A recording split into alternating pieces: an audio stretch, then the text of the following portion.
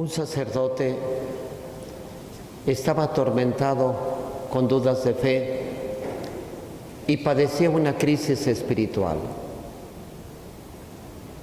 Y entonces decidió ir a Roma y celebrar en la tumba de San Pedro para pedirle a Dios fe, que lo ayudara en esas circunstancias difíciles.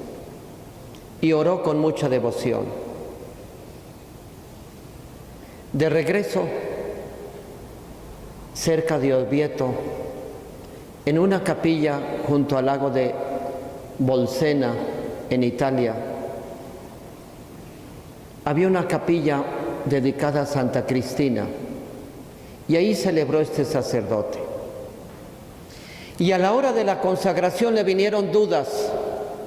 ¿Se convirtió de veras el pan en el cuerpo de Cristo? Yo veo igual todo. Y le asaltaron dudas de que en la hostia consagrada estuviera realmente Jesús. Y de repente, en el corporal, que es el paño blanco que ponemos ahí sobre el que se ponen la hostia y el cáliz, la hostia empezó a sangrar y mojó todo el corporal. Hasta cuando lo bajaron todavía unas gotas en el piso. El sacerdote, con este milagro tan grande, corroboró su fe. Realmente en esa hostia está vivo Cristo, vivo. Imagínense la gente cuando vio este milagro. No había cámaras, no había videos todavía. Pero sí, toda la gente llevó el corporal en procesión al Papa, que estaba en Orvieto, una ciudad cerca de ahí. Eran tiempos difíciles de la iglesia y el Papa estaba en Orvieto. Y lo vio el Papa, y cuando vio el corporal cayó de rodillas ante el testimonio de toda esa gente que llevó en procesión, cantando y con fe, una larga procesión hasta Orvieto. Y el Papa Urbano IV dijo: vamos a instituir en todo el mundo una festividad, la festividad del cuerpo y la sangre de Cristo, para honrar al Santísimo Sacramento.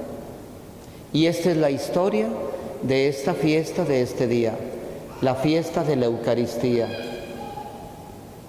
la fiesta del cuerpo y de la sangre de Cristo. Con nada le podemos pagar a Cristo que se haya quedado con nosotros. Pero yo sé que es difícil creer que en ese pan está Jesús. Y yo pienso que nos falta fe. Porque si creyéramos que Dios está aquí, que Jesús habita con nosotros, estaría el templo lleno. No lo dejaríamos solo. Vendríamos un ratito a visitarlo. Lo recibiríamos. Celebraríamos el domingo con fe. Nos hace falta mucha fe. Después, hace más de 1200 años, mucho antes que este milagro de Bolsena, también otro sacerdote dudó a la hora de la consagración. Y entonces la hostia se convirtió en un trozo de carne. Un trozo de carne como si estuviera recién cortada. El sacerdote, ya se imaginan cómo estaba, llorando, pidiendo a Dios perdón, y la gente también vio eso. Más de 1200 años tiene este milagro. Y está en Lanciano, al sur de Italia. Con el tiempo se ha estudiado esto. Se ha estudiado qué es, y se ha visto que es carne humana.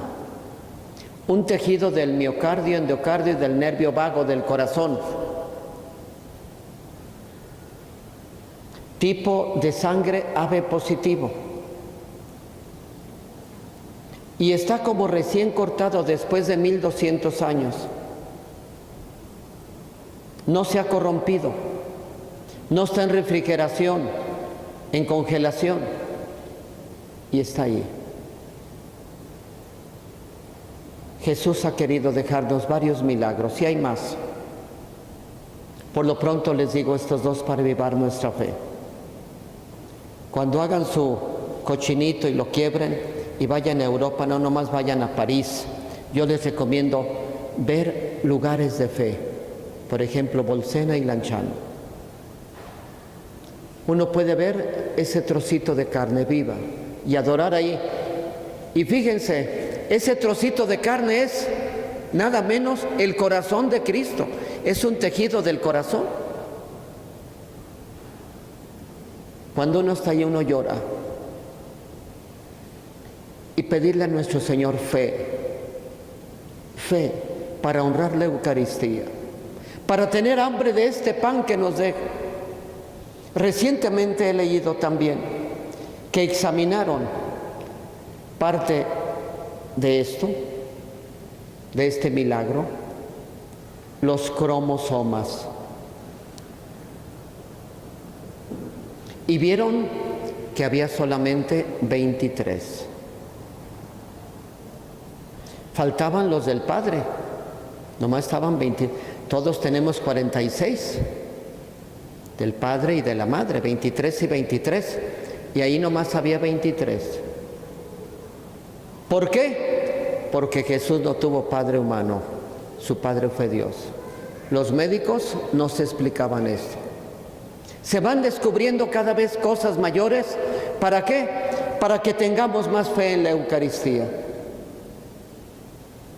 Jesús se queda como forma de pan y de vino. En la última cena Jesús no se quiere ir, se quiere quedar con nosotros. Tanto nos quiere, porque sabe Él más que nadie la falta que nos va a hacer si es que se va. Y por eso Jesús se queda. Y Él prefiere quedarse sabiamente en forma de pan y de vino. El pan, ¿para qué? Para que lo comamos. El pan es necesario. Quiere decir que Cristo se queda en pan para que veamos que es necesario para poder vivir. Comer no es opcional. Si quiero como, si no, no. Si no comes te mueres. Debemos de comer a Cristo, si no morimos. Para eso se queda. Y vino, ¿por qué? El vino es de fiesta. Se quiere quedar Cristo en una reunión de fiesta. Un vino, su sangre, su cuerpo y su sangre. Y lo deja aquí para que lo cuidemos, para que lo adoremos. ¿Y cuántas profanaciones ha habido? De gente impía que llega y por robarse los cálices tira las hostias o se burla. Recuerdo otro milagro que unos masones llegaron, tomaron la hostia y con odio la clavaron y salió sangre. Cristo se queda en forma de pan. Ni siquiera puede hablar si lo rompemos, si lo pisamos, si nos burlamos.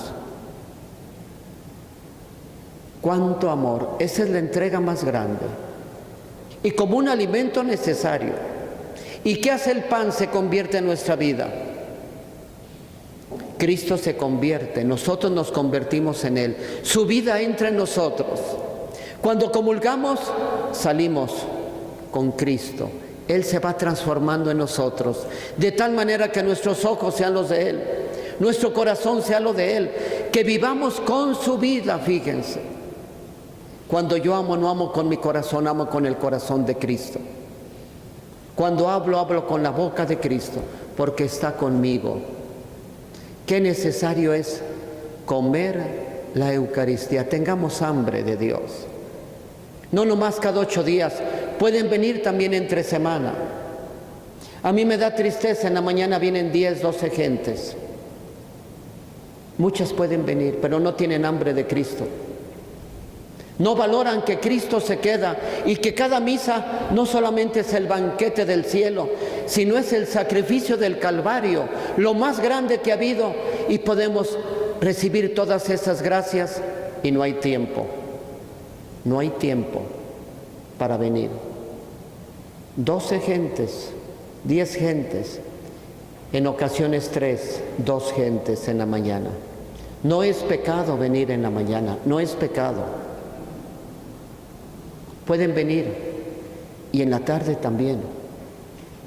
En esta iglesia hay 2 misas diarias. Aprovéchenlas, aprovéchenlas.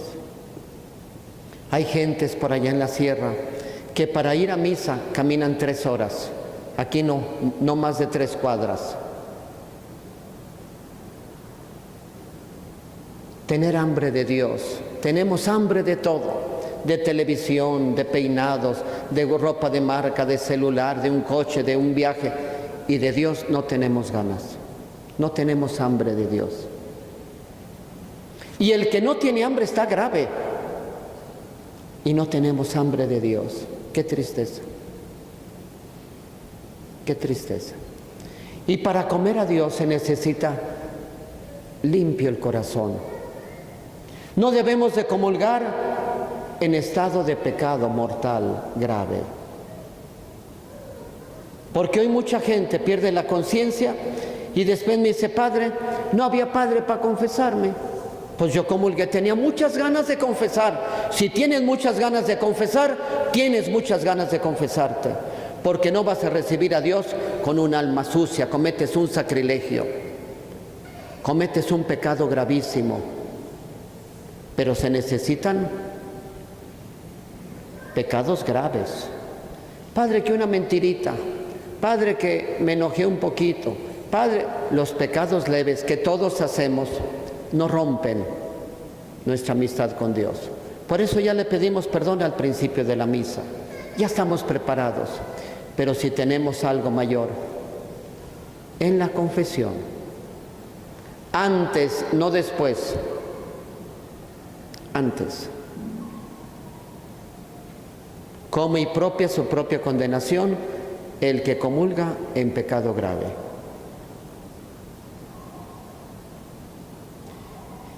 Y es muy hermoso recibir a Cristo, porque Cristo hace la unidad. El que come mi carne, de mí, permanece en mí. Permanecer en Dios, vivir en Dios, qué hermoso. Y también el que come de este pan vivirá para siempre. Fíjense qué hermoso. Vivir para siempre. Cada vez que comulgas, estás comiendo tu propia resurrección, porque es la vida de Dios que no muere. Tú quieres resucitar el último día, comulga, comulga. Recibe la vida de Dios en ese pequeño trozo de pan. Un día estaba un funeral de 5 estrellas. Coronas no cupieron en la iglesia. Gente así, bueno, aquello estaban unos coros que vinieron. Era un señor muy rico. Y yo vi que entró la señora con unos lentes así grandotes negros y toda dijo, es la pobre viuda. Pues dije, le voy a aventar un sermón bueno de entusiasmo para consolarla. Y le dije, no se apuren, fíjese, cada vez que este señor venía a misa y comulgaba, comía su propia resurrección. Él vive con la vida de Dios. No, me aventé un sermón bueno. Yo dije, ya la consolé.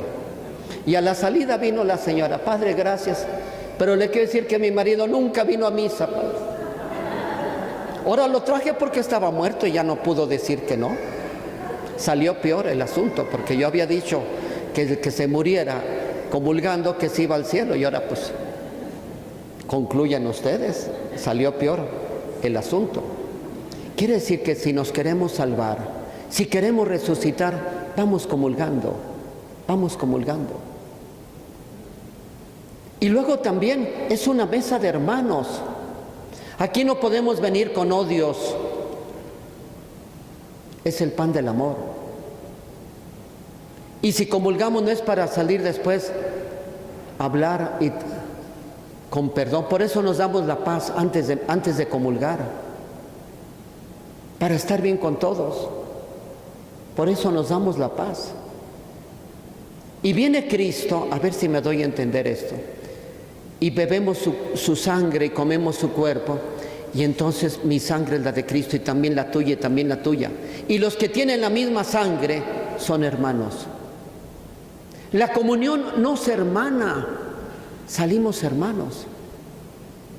Por eso nos debemos de querer, perdonar, no humillar, salir con más ganas siquiera de saludarlos, de hacer el bien, de compartir. Qué importante es esto. Imagínate que viene una persona aquí a esta colonia nueva. Viene esta persona aquí y no conoce a nadie. Y dijo, antes se mataba un pollo y van a comprarlo. Le dice el marido a su mujer, mátate un pollo, invitamos aquí a los vecinos para conocerlos. Y ya matan el pollo, ya está el pollo ahí, invitan a los vecinos para conocerse. No, pues mire, yo trabajo en teléfonos, lo que se le ofrezca, estoy a sus... Mire, yo sé poner inyecciones cuando se les ofrezca, yo sé. Mire, yo soy contador, que esto y que el otro. No, que yo sé hacer pasteles cuando se le ofrezca. Se están presentando, se están conociendo. Mire, yo sé hacer peinados muy elegantes. Cuando se necesite una ayudadita, yo se la doy. Y ya se conocen. Por un pollo salieron amigos, contentos, felices todos. Gracias y a Dios, un pollo los unió. Y aquí comemos a Cristo y no nos une. Es que un pollo puede más que Cristo. ¿Por qué salimos tan fríos, sin amor? Tengamos una fe muy grande hoy. En esa hostia está Cristo, el poder de Dios. Enamorémonos de la Eucaristía. Tengamos respeto. A mí me trae tanta tristeza cuando veo que en las bodas vienen provocativas, con espaldas desnudas, aquí enseñando los pechos, con minifaldas, sin respeto a la presencia santísima de Dios. Y vienen tan así.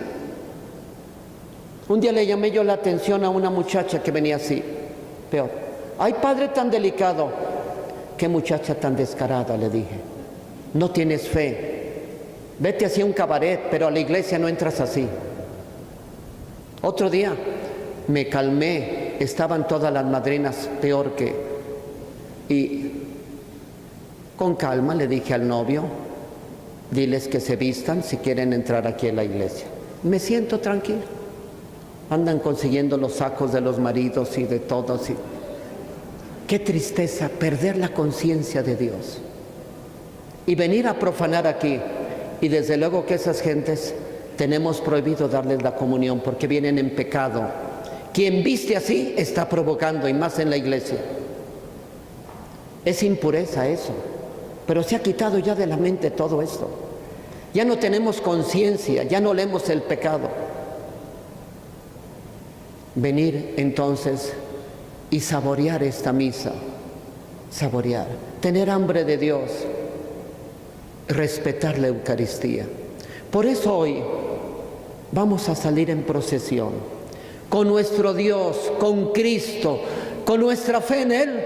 Vamos a salir a dar una vuelta a la manzana, a pedir que nos bendiga, a darle gracias porque Cristo se quedó con nosotros en la Eucaristía, en forma de pan, para que tengamos hambre de Él, para que nos nutra, para que la vida de Dios llegue con nosotros, para caminar con Dios, porque qué distinto es cuando caminamos y vivimos con Dios a estar solos.